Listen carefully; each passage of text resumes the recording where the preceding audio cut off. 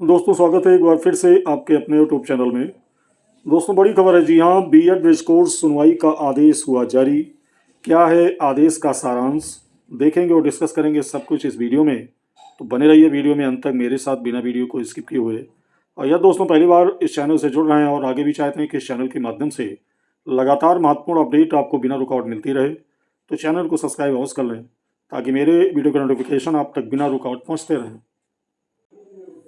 तो दोस्तों ये हो याचिका जिसकी सुनवाई 8 अक्टूबर को लगी थी और सुनवाई के बाद आदेश का इंतजार था। डायरी नंबर जिसका है 29/22/2025, Anshuman Singh versus national council for teachers education. और ये ब्रिज कोर्स से संबंधित याचिका थी। और जैसा कि मैंने बताया कि ये 8 अक्टूबर को इसकी सुनवाई हो चुकी है और ये ट्रिपल जजेस की बेंच थी जिसमें जस्टिस विक्रम नाथ और जस्टिस संदीप मेहता और जो तीसरे जस्टिस हैं मिस्टर जस्टिस एन बी आजारिया की बेंच में ये मामला सुना गया। और उसके बाद में फिर सारी याचिकाएं डिस्पोज कर दी गई। मामले को सुनकर जो बेंच है उसने याचिकाओं को डिस्पोज कर दिया और पूरी तरह से गेंद एनसीटी के पाले में डाल दी। और उसी क्रम में आदेश आया है। तो क्या है आदेश का सारांश, पहले देख लेते हैं। तो दोस्तों ये वो आदेश जो जारी हो गया है, देख सकते हैं यहाँ पर। और आगे अगर हम बात करें तो ये टोटल आदेश अगर देखा जाए तो कुल 11 बिंदुओं में आदेश ये पूरा आया हुआ है, देख सकते हैं यहाँ पर। और जैसा कि मैंने बताया ट्रिपल जजेस की बेंच थी और विक्रमनाथ जस्टिस हैं, जस्टिस मेहता जी हैं और जस्टिस अंजारिया जी की बेंच में। अब इस आदेश के प्रमुख बिंदुओं की बात करें तो सारे बिंदु अगर हम देखें तो मुख्य रूप से पॉइंट नंबर 8, 9 और यहाँ अगर हम 10 तक देखें तो टोटल ऑर्डर का सारांश क्लियर हो जाता है। और इसको अगर हम सरल भाषा में समझना चाहें तो आपको बता दें कि पक्ष और विपक्ष की सभी दलीलों को सुनने के बाद कोर्ट ने कहा कि हमारा मानना है कि याचिकाकर्ताओं द्वारा व्यक्त की गई आशंकाएं उपरोक्त मान्यता आदेश द्वारा दूर हो गई हैं। यानी यहाँ पर एनसीटी द्वारा हलफनामे की, जो एनसीटी द्वारा हलफनामा वहाँ दाखिल किया गया था, उसके हवाले से कहा है कि जो याचिकाकर्ता हैं उनकी आशंकाएं उपरोक्त मान्यता आदेश के द्वारा दूर हो गई हैं। और साथ ही आगे कहा पॉइंट नंबर 9 में कि कहने की आवश्यकता नहीं है कि चूंकि एनसीटी ने स्वयं ये प्रावधान किया है कि प्रतिभागी शिक्षकों को पाठ्यक्रम प्रारंभ होने के 1 वर्ष के भीतर पाठ्यक्रम पूरा करना होगा।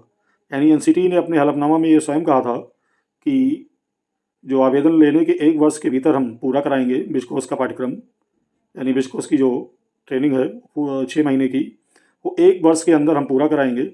उसी को कोर्ट ने मान लिया और ये कहा कि अब कहने की आवश्यकता नहीं है क्योंकि एनसीटी ने स्वयं माना है।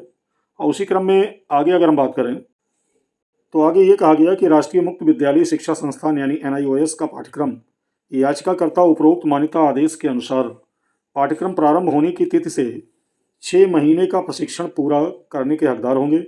और हम आगे निर्देश देते हैं कि सभी संबंधित राज्य और प्राधिकरण एनसीटी द्वारा जारी आदेश में दी गई समय सीमा का कड़ाई से अनुपालन सुनिश्चित करेंगे।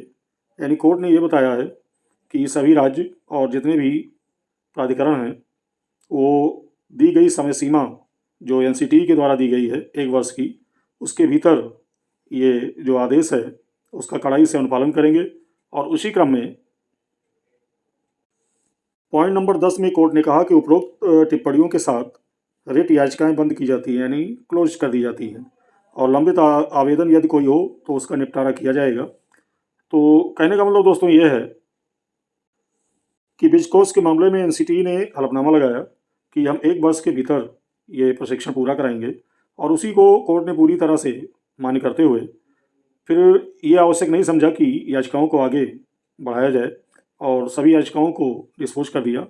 और सभी राज्यों को ये निर्देश दिया, राज्यों और प्राधिकरण को, कि एनसीटी के इस हलफनामे को यानी हम आदेशित करते हैं कि 1 वर्ष के भीतर जो इस कोर्स का प्रशिक्षण है उसको कड़ाई से अनुपालन करते हुए ये पूरा कराया जाए। अब देखने वाली बात यह है कि चूँकि एनसीटी को 1 वर्ष का समय कोर्ट ने दिया है और फॉर्म 1 नवंबर से लिए जाएंगे देखने वाली बात यह है कि एनसीटी इस पाठ्यक्रम को कब से लेकर कब से और कब तक पूरा करती है, ये देखने वाली बात होगी। लेकिन कहीं ना कहीं पूरी तरह से जो आदेश है वो एनसीटी के फेवर में आया है, जैसा कि एनसीटी ने हलफनामा लगाया था। तो वीडियो में दोस्तों इतना ही। बने रहिए आगे की लेटेस्ट अपडेट के लिए चैनल के साथ। बहुत बहुत धन्यवाद।